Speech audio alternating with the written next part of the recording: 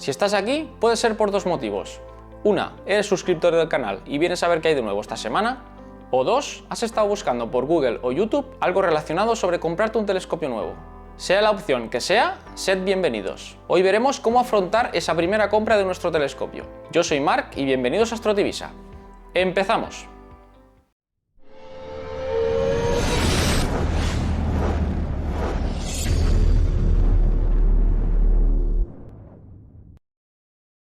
Antes de entrar a ver qué posible telescopio es el más apropiado como tu primer equipo, tengo que dejar claras un par de cosas que condicionarán todo a partir de aquí. Para empezar, si crees que vas a ver nebulosas o galaxias como las ves por internet o en las revistas, olvídate. Me atrevo a decir que es el error más grande y habitual en las personas que se compran su primer telescopio. Nuestros ojos no están preparados para ver colores y detalles en la oscuridad. Y antes de que te desilusiones en tu primer día, ya te lo digo ahora, solo vas a poder ver como una borrosidad o una nube difusa. Ni detalles ni colores. Para poder conseguir detalles y colores lo haremos con cámaras específicas, reflex o, si me apuras, hasta incluso con smartphone, y aplicando técnicas y procesos que hemos ido viendo en este canal. Pero para eso necesitamos un material un poco más avanzado. Si tu objetivo lo tienes claro y es poder obtener imágenes de nebulosas, galaxias y objetos de cielo profundo, te dejo por aquí arriba un vídeo más específico para ese fin. Pero no te desanimes. Dejando un poco de lado las expectativas irreales que tenemos todos al principio, tengo que decirte que con ese primer telescopio que te compres vas a poder disfrutar de objetos del sistema solar, darte paseos por los cráteres de la Luna, observar las lunas de Júpiter o los anillos de Saturno. Y desde la terraza de tu casa o la azotea de tu edificio, ya vivas en un pueblo o en una ciudad con contaminación lumínica. La otra cosa que tenemos que tener en cuenta es que ese primer telescopio que te compres va a acabar de dos formas.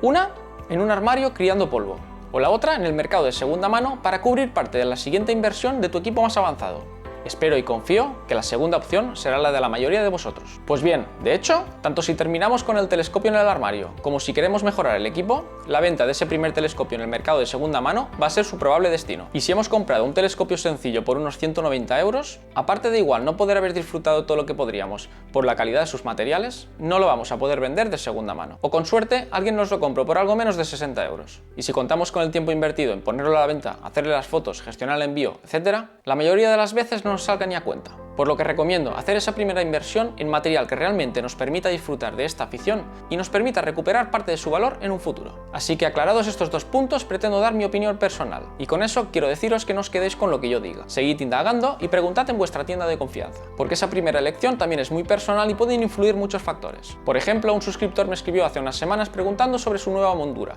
Era una EQ6R. Su primera montura valía 1.400 euros. Pero en ese caso el objetivo de esa persona era directamente hacer astrofotografía de cielo profundo. Sabía el material que necesitaba, que quería y tenía el dinero. Pero lo normal, como os digo, es empezar con un telescopio relativamente sencillo y económico. Así que vamos a ver qué tenemos. Los telescopios que vamos a ver son sacados de la web de Telescopiomanía, una de las tiendas online españolas más reconocidas, con los mejores precios y amigos del canal.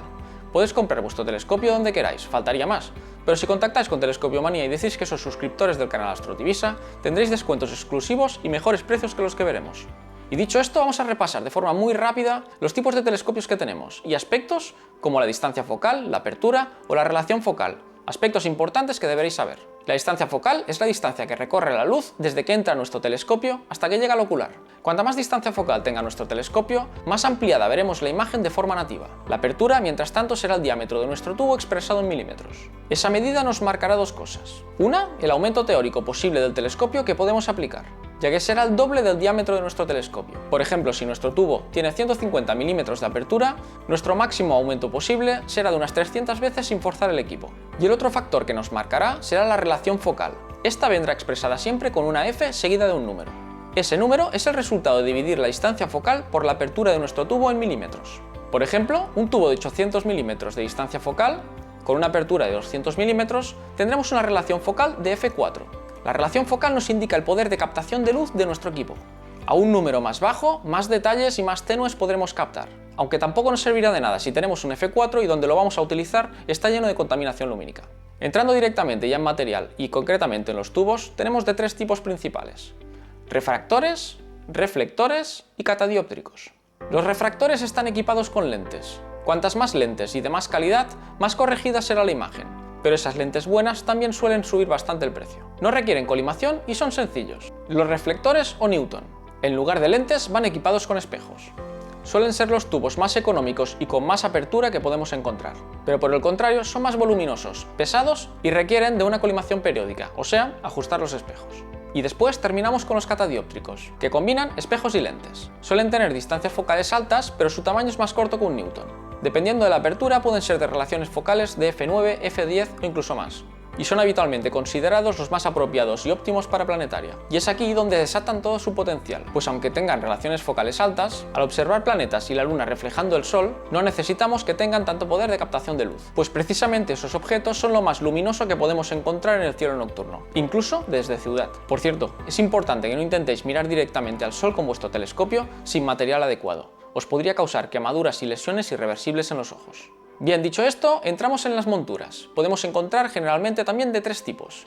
Unas las Dobson, otras altazimutales y ecuatoriales. Las Dobson vendrán siempre con un tubo tipo Newton. Estas, junto a esos tubos Newton, serán la mejor relación calidad-precio si queremos ver objetos de cielo profundo, en cielos oscuros, aunque sea de manera débil y sin percibir detalles. Para ver planetas también suelen ser aceptables, pues suelen tener distancias focales relativamente altas y aperturas grandes, permitiendo, mediante lentes de Barlow y oculares, conseguir los aumentos deseados. Las altazimutales suelo mencionar que tienen un movimiento arriba-abajo, izquierda-derecha, mientras las ecuatoriales tienen otro tipo de movimiento. Deben ponerse apuntando al norte si es que estamos en el hemisferio norte y ajustar bien el punto de la polar. Las buenas ya suelen llevar un buscador de la polar, incluso a veces iluminado. Estas son las que utilizamos para astrofotografía de cielo profundo. Llevan contrapesos y tienen un movimiento adaptado a la rotación de la Tierra. Dentro de todas estas monturas también las tenemos de dos tipos, una manuales, que nosotros las movemos como nos conviene, o Go-To, que una vez puesta en estación y ubicada geográficamente, nos apuntará al objeto que le digamos, y aparte nos lo seguirá, pudiendo irnos o despistarnos unos minutos y ese objeto seguirá en el centro del ocular. Mientras en las manuales, si nos despistamos unos minutos o incluso segundos, ese objeto desaparecerá del ocular y deberemos buscarlo y seguirlo manualmente. Los aumentos los conseguimos mediante las lentes de Barlow y los oculares. Las Barlow pueden ser de 2x, 3x, 5x y se ponen delante del ocular. Como hemos dicho, multiplican. Mientras para ver los aumentos que nos da un ocular deberemos dividir la distancia focal del telescopio por los milímetros del ocular. Si tenemos un tubo óptico de 800 milímetros y ponemos un ocular de 25, el resultado son 32 aumentos, mientras si le pusiéramos un Barlow por 2 delante, nos daría 64 aumentos.